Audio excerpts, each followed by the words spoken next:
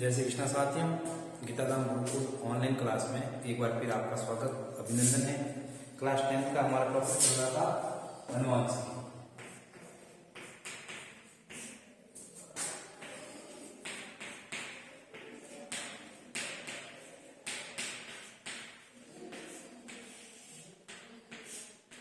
ठीक है, अब देखो अनुवांशिकी में हमने शुरुआत में अनुवांशिकी क्या है इसके बारे में पढ़ लिया। पिछली क्लास में मेंडल के जीवन परिचय के बारे में पढ़ लिया। मेंडल का जन्म, मृत्यु, उन्होंने मटर के पौधों के बारे में जो प्रयोग किया उसके बारे में। अब हम पढ़ते हैं कि मेंडल की सफलता के कारण क्या है। मेंडल जो प्रयोग किए थे इसमें मेंडल की सफलता के कुछ कारण थे, उसके बताएंगे। मेंडल की सफलता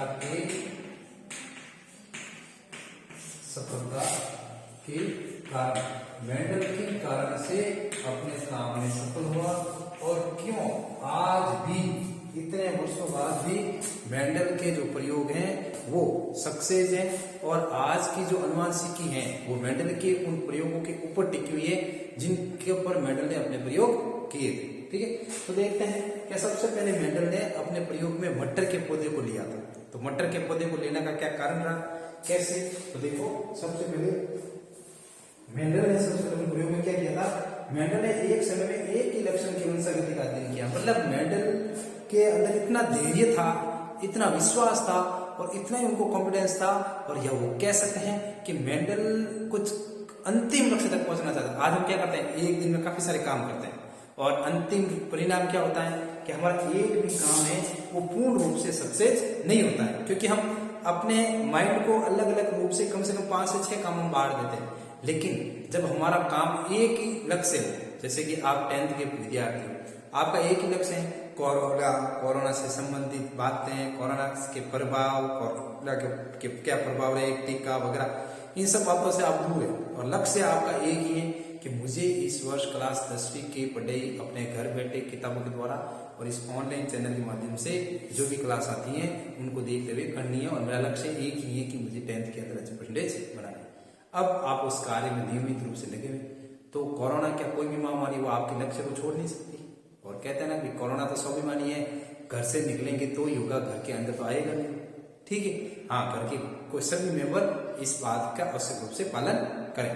तो मेंडल ने भी किया था कि इसने जब मटर के पौधे को लिया तो इन्होंने उसके ऊपर पूर्ण रूप से लगे।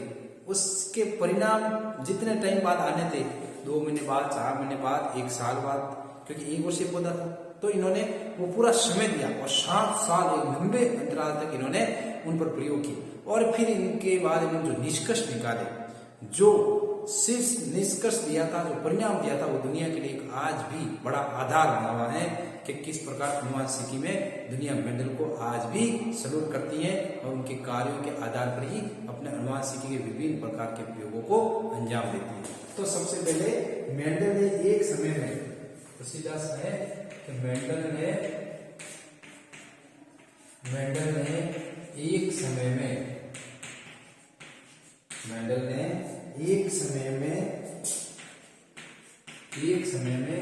एक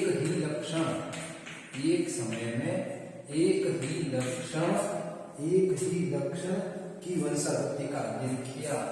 लक्षण की वंशागति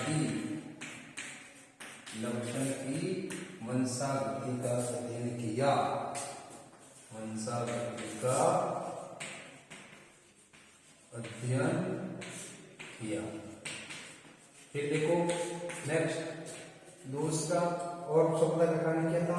मेंडल ने अपने संग्रह प्रयोग के सभी आंकड़ों का सावधानीपूर्वक सांख्यिकी विश्लेषण किया। मतलब मेंडल ने जो भी प्रयोग किए उन प्रयोगों को उन्होंने बाकायदा लिखित में, और उसके बाद उसका क्या परिणाम निकला, क्या कमी रही, क्या लाभ रहे, क्या उसको फायदा मिला, क्या उनको नुकसान हुआ, क्या उनकी आशा थी, जो उम्मीद थी वो पूर्ण हुई और कौन सी बात थी जिनको उम्मीद थी वो पूर्ण नहीं, उन सब का एक सांख्यिकी आंकड़ा होता है ना। आज गवर्नमेंट आजकल सभी जगह जैसे कि भामाशाह कार्ड है, जन आधार कार्ड है, विभिन्न प्रकार की योजनाओं को लोगों को कितने लोगों को फायदा मिला, गवर्नमेंट विभिन्न अपने अपने कर्मचारी के द्वारा हमसे आंकड़े जुटाती है, फिर ऊपर विस्तृत लेवल पर, विश्व पटल पर, देश पटल पर वो आंकड़े रखती है कि हमने इतने लोगों को रोजगार दिया, वो सब ऐसा के आंकड़े। तो मेंडल ने भी अपने हर एक प्रयोग का सांख्यिकी आंकड़ा तैयार किया था ताकि दुनिया बाद में जब उन प्रयोग के बारे में जाने तो उनके सामने एक आधार है कि हाँ इन्हीं चीजों को इन्होंने इस प्रकार समझाया था।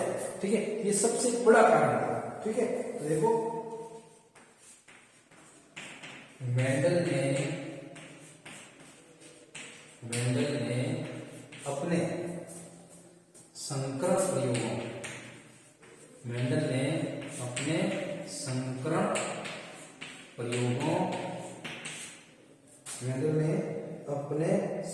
प्रयोगों के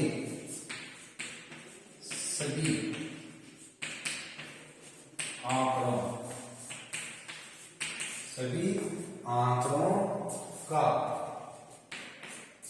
आंकड़ों का सांख्यिकी विश्लेषण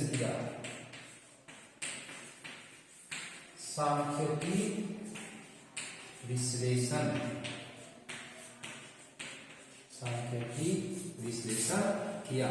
मतलब मेंडल ने जो भी प्रयोग किए इन सबको उन्होंने लिखित में और किस प्रकार कौन सा प्रयोग उन्होंने किया इन सब के ऊपर पूर्ण रूप से उन्होंने लिखा था। फिर देखो मेंडल ने अपने प्रयोग के लिए पादप का चुनाव भी साधारण, मेंडल ने जिस पौधे को चुना उसका भी उन्होंने फिक्स कारण रखा। ठीक है, तो ये भी लिख लो आप कि मेंडल ने अपने प्रयोग में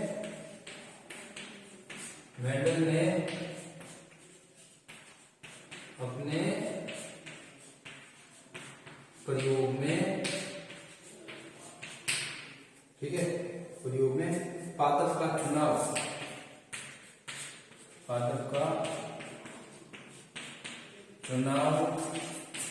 भी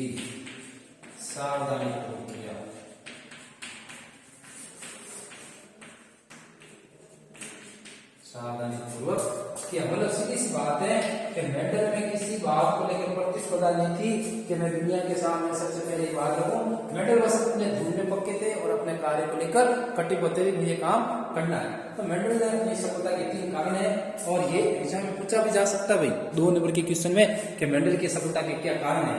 तो वहां आपको 3 कारण बताने हैं कि मेंडल ने एक समय में एक लक्षण के अनुसार गति का अध्ययन किया, दूसरे पौधे को उन्होंने हाथ भी नहीं लगाया, उसकी ओर उन्होंने देखा। दूसरा मेंडल ने अपने संकरण प्रयोगों में सभी आंकड़ों का सांख्यिकी विश्लेषण किया कि मतलब मेंडल अगर 2020 में किसी पौधे पर काम कर रहा है तो उसने उस 2020 में उस पौधे पर जो काम कर रहा था, ठीक है, उनको पूर्ण आंकड़ों के साथ विस्तृत रूप से लिख दिया। और जब 2021 में काम करा तो 2020 के आंकड़ों को ध्यान में रखते हुए कि उस समय मुझे यहाँ पर इस समस्या का सामना करना पड़ा तो अगली बार उस समस्या का सामना नहीं करना पड़ा। ठीक है, तो इस प्रकार। और फिर तीसरा मेंडल ने जिस पौधे का चुनाव किया उस पौधे को भी उन्होंने बड़ी सावधानी के साथ देखा था, किसी प्रकार की उनके भागदौड़ जल्दबाजी नहीं थी, आराम से उन्होंने काम करते हुए उन पौधों के चयन का कारण रखा। ठीक है, तो ये था मेंडल के प्रयोग के सफलता के कारण। अब हम देखते हैं कि मेंडल ने जो मटर का पौधा था, इस मटर के पौधे का चुनाव क्यों किया था, मतलब मटर के पौधे में ऐसा क्या था जिसकी वजह से मेंडल ने अपने संपूर्ण प्रयोगों को, संपूर्ण वंशावृद्धि को उस मटर के पौधे के इर्द गिर्द घुमाई रखी और आज उस एक पौधे के द्वारा पूर्ण रूप से पादप जगत हो चाहे जंतु जगत हो, इन दोनों के अंदर वंशागति का हर पहलू, हर पहेली का एक परिणाम है। ठीक है, हर पहेली को मेंडल के प्रयोगों के द्वारा सुलझाया जाता है और अंतिम परिणाम भी मिलता है और वो भी मेंडल की तरह सांख्यिकी विश्लेषण के रूप में बताते हैं कि ये फलाना वंशागति का जो प्रयोग है या वंशागति के अंदर जो विभिन्नता आई है इसका ये आधार। ठीक है, तो ये चीज ठीक है, बता दो आगे देखते हैं। आराम से लिख लिया होगा आपने। ओके,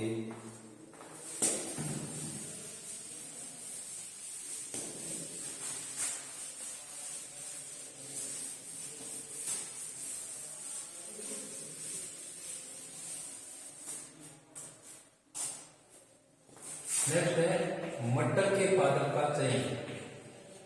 मटर के पादप का चयन, मेंडल ने मटर के पादप का ही चयन क्यों किया। ठीक है, तो देखते हैं इसमें सबसे पहले क्या है, एक वर्षीय पादप होने के कारण कम समय में अनेक पीढ़ियों का अध्ययन किया जाना संभव था। तो सीधा सा लिखूंगा कि मेंडल ने मटर के पादप का चयन ही क्यों किया, तो इसका भी कारण है। ठीक है, तो देखते हैं क्या है, मटर एक वर्षीय पादप होने के कारण, एक वर्षीय पादप होने के कारण, एक वर्षीय पादप होने के कारण कम समय में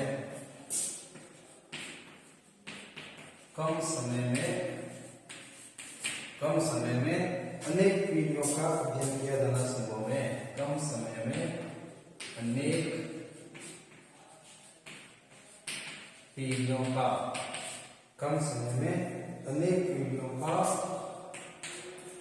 अध्ययन किया जाना संभव है।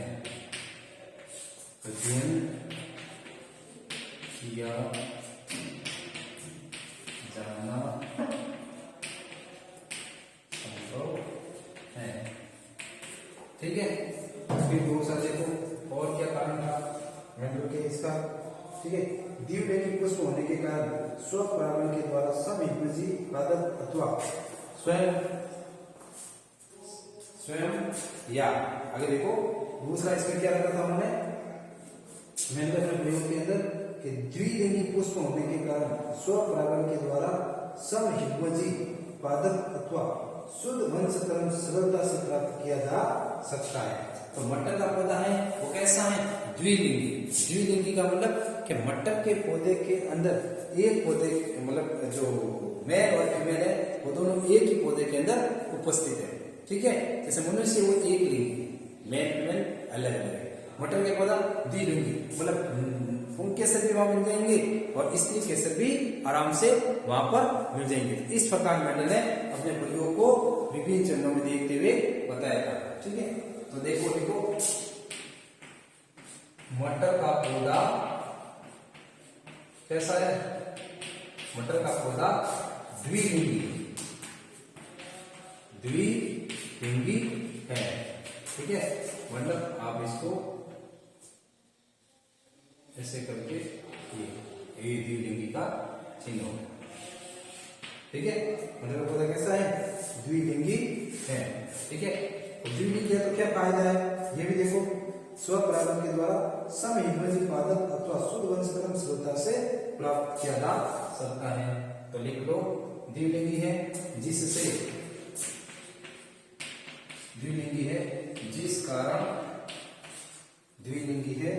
जिस कारण स्वपरागण अपने आप। ठीक है, स्वपरागण और दूसरा क्या है? स्वपरागण के द्वारा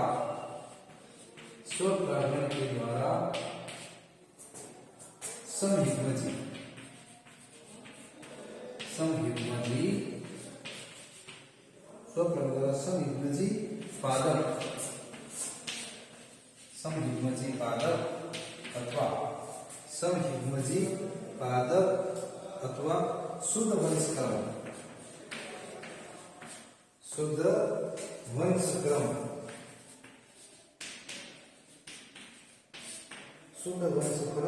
सरलता से प्राप्त किया जा सकता है।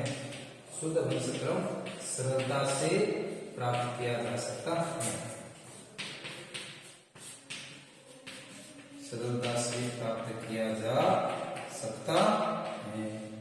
ठीक है, इस प्रकार मेंडल ने अपने प्रयोग में ये बात रखी।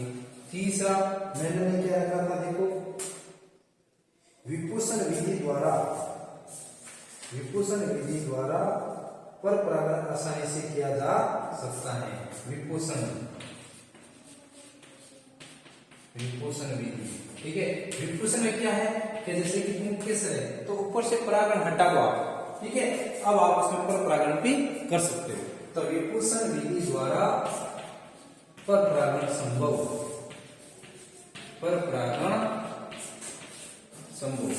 ठीक है, मतलब स्वपरागण तो करता ही है, लेकिन आप विपुषण विधि से उसके अंदर से मटर के पौधे के अंदर से आप एक मान लो गाइनोसियम या एंड्रोसियम किसी एक को हटा करके पर परागण की क्रिया या ऊपर से परागण को हटा करके भी आप पर परागण की क्रिया कर सकते हो। तो ये इस मटर के पौधे में संभव है। और चौथा कारण, मटर के पौधे में विभिन्न प्रेषक लक्षण के जोड़े पाए जाते हैं। ठीक है, तो देखिए मटर के पौधे में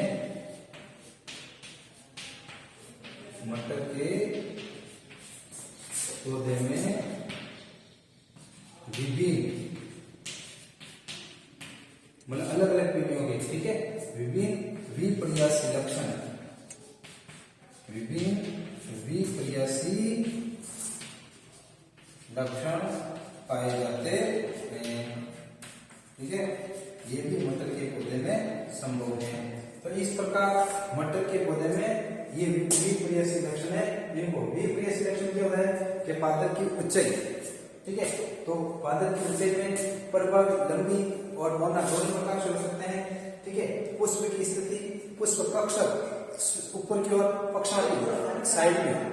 ठीक है, ठीक है। तीसरा, आपके पौधे की फली, जो फल की आकृति है वो फुली हुई भी हो सकती है और संकीर्ण भी हो सकती है, पिचकी हुई। ठीक है, और फुली हुई भी हो सकती है, विपर्यासी लक्षण है।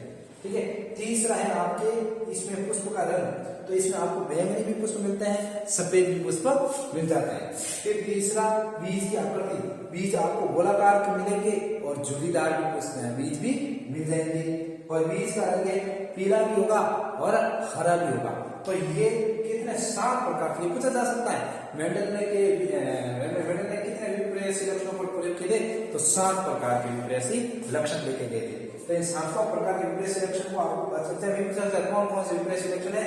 तो पादप की ऊंचाई है, पुष्प की स्थिति है, परिपक्व फल की आकृति है, परिपक्व फली का रंग है, पुष्प का रंग है, बीज की आकृति है, बीज का रंग है। तो उसी तरह से बात है, सबसे पहले पादप की ऊंचाई, लंबा या बौना। ठीक है, दूसरा है पुष्प की स्थिति, पुष्प शीर्षक कक्षक लगा हुआ है या पक्षमापी लगा हुआ है। तीसरा है परिपक्व फली है, उसकी आकृति, ठीक है, गोल है, झुर्रीदार। तीसरा, आपकी फली जो है उसका रंग कैसा है। ठीक है, चौथा, पुष्प का रंग कैसा है। पांचवा, बीज की आकृति कैसी है और बीज का रंग कैसा है। तो याद रखेंगे आपको, सबसे पहले पुष्प की लंबाई 1, फिर पुष्प की स्थिति 2, फली की आकृति, फली का रंग, पुष्प का रंग, ठीक है, बीज की आकृति, बीज का रंग। ये 7 प्रकार के विपर्यासी लक्षण है जिसके ऊपर मेंडल ने अपने प्रयोग किए थे, और इसके द्वारा ही मेंडल ने अपने प्रयोग को आगे से आगे बढ़ाया। अब हम पढ़ेंगे इसमें नेक्स्ट चैप्टर में कि मेंडलवाद की पूर्ण खोज कैसे हुई और अनुवांशिकी की शब्दावली, जो कुछ जीन क्या है, जेनेटिक्स क्या है, इन सब के बारे में अपन अगली क्लास में पढ़ेंगे। तो अब आपने अभी तक की क्लास में सबसे पहले अनुवांशिकी के बारे में पढ़ा, फिर मेंडल का जीवन परिचय पढ़ा, फिर मेंडल की सफलता के 3 कारण पढ़े, और फिर मेंडल ने मटर के पौधे को क्यों लिया, इसके बारे में हमने आज की क्लास में पढ़ा। अब हम अगली क्लास में अनुवांशिकी की शब्दावली के बारे में पढ़ेंगे, जो वर्तमान परिप्रेक्ष्य में काफी जगह सुनते हैं, महसूस उनको काम में भी लेते हैं, और हमारे जो जीवन है इसके साथ वो अनुवांशिकी किसी न किसी रूप में जुड़ी हुई है। उस शब्दावली को हम इस नेक्स्ट क्लास में पढ़ेंगे। तब तक के लिए जय श्री कृष्णा, घर पर रहे, सुरक्षित रहे, और बोर्ड की क्लास के अकॉर्डिंग अपने अध्ययन को जारी रखें।